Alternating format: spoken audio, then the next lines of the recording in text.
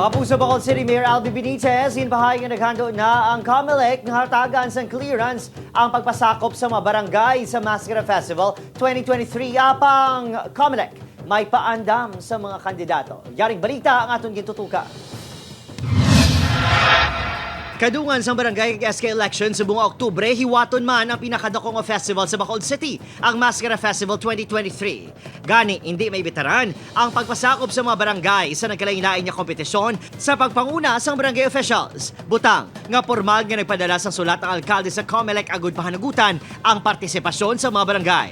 So between 18 to 28, in 10 days ni siya, may adlaw gid nga ga-celebrate kita sang Mascara Festival.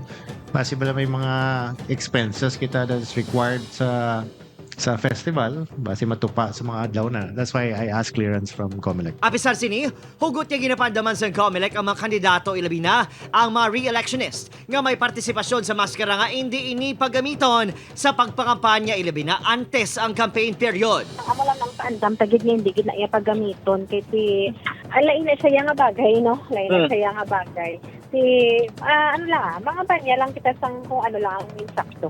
Una nagipahayag sa COMELEC Bacolod City nga may isa ka nagapapili sa isa ka barangay sa syudad ang ginpadalaan sa show cause order bangon sa premature campaigning.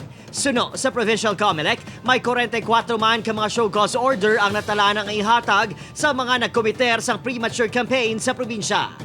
Upod kay Rinal Castillo, Adrian Prietos para sa GMA Regional TV Early Edition.